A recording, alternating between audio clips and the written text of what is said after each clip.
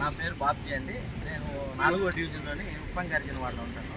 వైఎస్ఆర్ పార్టీకి పనిచేసాను. నాకు ఇక్కడ రోడ్డు సరిగా లేదని చెప్పి తప్పుడు రాతలన్నీ రాస్తున్నాను.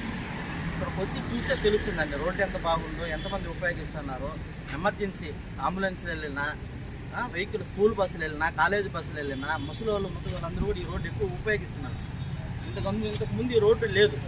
అభినయ్ గారు వచ్చిన తర్వాత ఈ ట్రాఫిక్ కష్టాలన్నీ చూసి నగరంలో ఎక్కడ కూడా ట్రాఫిక్ అంతరాయం కలగకూడదు, పిల్లలు ఎగ్జామ్స్కి, స్కూల్కి, ఉద్యోగస్తులు వెళ్ళేది, కూలి పనులకి వెళ్ళే వాళ్ళకందరూ కూడా ఇబ్బందికరంగా ఉందని చెప్పి మాస్టర్ ప్లాన్ రోడ్డు తీసుకొచ్చారండి. నిన్న రాసిన పేపర్ల రాతలు తప్పుడు రాతలన్నీ రాసి తిరుపతి ప్రజలందరినీ మబ్బి పెట్టేదాన్ని చూస్తున్నారు. ఇంత పెద్ద కాలం ఉంటే కాలం లేదు, వర్షం నీళ్ళు నిలుపుకుంటారని రాస్తున్నారు. గత 3-4 రోజులుగా తిరుపతిలో భారీ వర్షాలు పడుతున్నాయి, చెట్లు ఎక్కడెక్కడ విడిగిపోతున్నాయి. అలాంటి టైంలో కూడా ఒక చుక్క నీళ్లు రోడ్డు మీద ఎక్కడ నిలబడుంటే స్థానికులు ఉండే వాళ్ళందరూ కూడా ఒకరైనా సరే మున్సిపాలిటీకి కానీ లేదంటే ఎవరికైనా అధికారులకు కానీ ఎవరికైనా కూడా కంప్లైంట్ ఇచ్చుంటే ఆ కంప్లైంట్ ఏదైనా చూపించండి. తప్పుడు రాతలు రాసి ప్రజలకు ఇచ్చే పథకాలన్నీ కూడా ఎగరగొట్టి ఈ తప్పుడు రాతలు రాసి రోడ్లు బాగలేవు, కాలువలు బాగలేవు అని తప్పుడు రాతలు రాస్తున్నారు.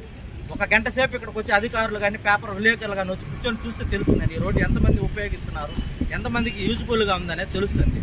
యూడీసీ లేదు, డ్రైనేజ్ లేదు అంటున్నారు కానీ అక్కడ నుంచి అక్కడికి ఇచ్చారండి. ఎందుకంటే ఈ హీరో హోండా రోడ్డు మెయిన్ రోడ్లో ఉండేదంతా కూడా ఎక్కువ వర్షం పడిందంటే బ్లాక్ అయిపోవడం, రోడ్ల మీద నీళ్లు రావడం వల్ల ఇబ్బందికరంతో ఈ రోడ్డు ఉండేది.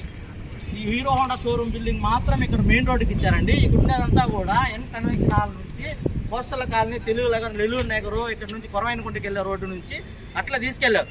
ఎందుకంటే ఈ నీళ్ళన్నీ తీసుకురాని ఇక్కడ పెట్టడం వల్ల ఇవన్నీ కూడా మా గతంలో మళ్ళీ బ్లాక్ అవుతాయి, ఇబ్బందికరంగా ఉంటుంది. ఇక్కడ స్టే హోమ్లు కట్టారు, అపార్ట్మెంట్లు కట్టారు, సింగిల్ హౌసెస్ ఉన్నాయి. ఇవన్నిటి కూడా ఇబ్బందికరంగా ఉండకూడదని చెప్పి గతంలోనే అభినయ్ గారు ఆలోచించి ఈ యూడీసీ కనెక్షన్ అట్లా తీసుకోవడం వలన ఇలాంటి ఎప్పుడు కూడా ఇబ్బందికరంగా లేకుండా ఉంది. అదే కానీ ఈ రోడ్డు నుంచి తీసుకొచ్చి ఈ రోడ్డు కానీ కలుపుంటే ఈ యూడీసీ అంతా కూడా బ్లాక్ అయిపోయి ఇవన్నీ కూడా రోజు సమస్యలే ఉండేదండి.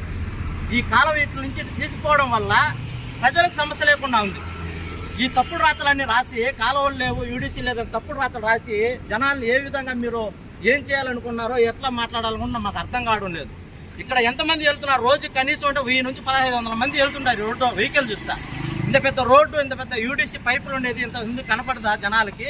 మీరు ఏ విధంగా రాస్తున్నారు? లేదా జనాలు కళ్ళు మూసుకొని కానీ చూస్తున్నారు అనుకుంటున్నారా?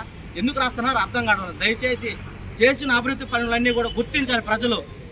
అభినయ్ గారు ఎంతో ఖచ్చితంగా ఉండాలని చెప్పి వార్డు మీద అంతా కూడా తిరిగి, తిరుపతి మొత్తం కూడా తిరిగి ఎక్కడ కూడా సమస్య లేకుండా ఉండాలా, తిరుపతి అంటే ఎక్కడి నుంచి వచ్చిన వాళ్ళందరూ కూడా చూడాలని చెప్పి మున్సిపాలిటీని ప్రతిస్థానంలో ఉంచాలని చెప్పి కూడా అవార్డులు రివార్డులు తేవాలని కూడా చెప్పి కూడా ఇవన్నీ రోడ్లు వేయడం జరిగింది. జనాలు గుర్తించండి. ఈ రోడ్లు వెళ్ళేటప్పుడు మీరు ప్రజలందరూ కూడా చూడాలా, యూడీసీ ఉందా, తెలుగంగా ఉన్నదా, ఎల్ఈడి లైట్లు వేసినారా, డివైడర్లు ఎంత బాగున్నాయి, మనం రావడానికి పోవడానికి ఎంత సౌకర్యంగా ఉన్నదని జనాలు ముఖ్యంగా చూడాలి. పేపర్లో రాసేటివి, వీడియోలు తీసేటివన్నీ చూడొద్దండి. మీరు వెళ్ళే రూట్ తిరుపతి మొత్తం మీద యూనివర్సిటీ కానీ, ఎంఆర్పల్లి రోడ్లు కానీ, పూలవాయినగుంట కానీ, బొలవాయినగుంట కానీ, అట్లా హీరో హోండా షోరూమ్ కానీ, అట్లే చింతలచౌన్ రోడ్డు కానీ ఇవన్నీ కూడా ఉపయోగకరంగా ఉన్నాయండి.